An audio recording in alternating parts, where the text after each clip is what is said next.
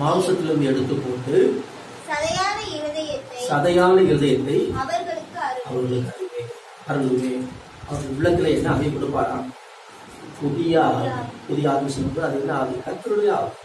ஆமென். அப்ப நியாயங்களை கை கொண்டு அவைகளின்படி செய்யணும் அப்படின்னா நமக்கு என்ன ஆவி தேவை? கர்த்தருடைய ஆவி தேவை. ஆமென். ஏதோ கர்த்தருடைய ஆவி சொன்னா ஏதோ ஒரு சடதாச்சாரமா இல்லை. நம்ம அன்னத்தின வாழ்க்கையில ஆவியாளர் நம்மோடு கூட நினைச்சு கொண்டிருக்கிறார்.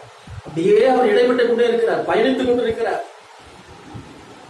புதிய ஆவியை கொடுத்து என் நியாயங்களை கைக்கொள் மகனே, என் கட்டளையின்படி செய் மகனே என்று சொல்லி ஆண்டவர் நம்ம என்ன செய்து கொண்டிருக்கிறார்? நடத்தி கொண்டே இருக்கிறார். ஸ்தோத்திரம். ஆவி வெற்றி கொள்வது எவ்வளவு அவசியமா இருக்கு. அது மாத்திரம் ஆவியானவருடைய நாம் சேர்ந்து பயணிக்கணும். ஆமென். ஆவியானவர் வேற நான் வேற இல்லை. ஒவ்வொரு நேரமும் ஆவியானவரோடு இணைந்து இந்த வாழ்க்கை பயணத்திலே நாம் செல்ல வேண்டும். ஆண்டு சொல்கிறேன், என் ஆவியை உனக்குள்ளே ஊற்றினபடினாலே இனி என் முகத்தை உனக்கு நான் என்ன செய்ய மாட்டேன், மறைக்க மாட்டேன் என்று சொல்கிறார். எசேக்கியேல் 39:29 நீங்கள் வாசிக்கும் பொழுது, எசேக்கியேல் 39:29 நான் வாசிக்கிறேன். இஸ்ரவேல் வம்சத்தார் மேல் என் ஆவி ஊற்றினபடியினால் என் முகத்தை இனி அவளுக்கு என்ன செய்ய மாட்டேன், மறைக்க மாட்டேன் என்று கர்த்தராகிய ஆண்டவர் சொல்கிறார். ஆவியை நமக்குள்ளே ஊற்றப்பட்டாச்சுன்னா சொல்றாரு, என் முகத்தை உனக்கு என்ன செய்ய மாட்டேன், மறைக்க மாட்டேன். எப்பொழுதும் நம்முடைய ஜெபங்கள் எல்லாம் கேட்கப்பட்டு கொண்டே நாமே வேண்டுதல் விண்ணப்பம் எல்லாம் தேவன் கேட்பார். சோத்திரம். ஆவி அனுப்பப்படும் பொழுது எவ்வளவு நன்மையை நாங்கள் பெற்றுக்கொள்கிறோம் என்பதை கொஞ்சம் பார்க்கிறோம். அது மாத்திரம் இல்லை, நீ உங்களுடைய ஆவியை அனுப்பும் போது அவை சிருஷ்டிக்கப்படும் என்று சொல்லப்பட்டது.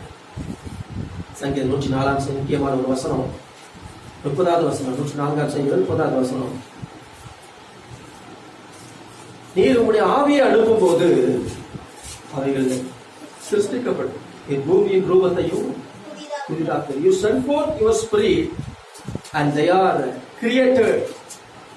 They are created. Hallelujah. ஆவி அனுப்பி என்ன செய்கிறார்? சிருஷ்டிக்கிறார். ஒருவேளை அந்த அவயவங்கள் ஒருவேளை செயலற்று போயிருக்கலாம், செயல்பாடு குறைந்திருக்கிறாங்க, செயலற்று போயிருக்கலாம்.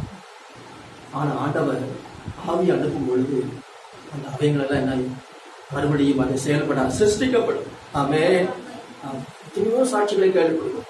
நம்ம புதிய ஒரு கிட்னி கொடுத்தாரு, புதிய லங்ஸ் கொடுத்தாரு, அப்படிலாம் வாசிக்க முடியும். எனக்கு அன்பானவர்களே, ஸ்தோத்திரம்.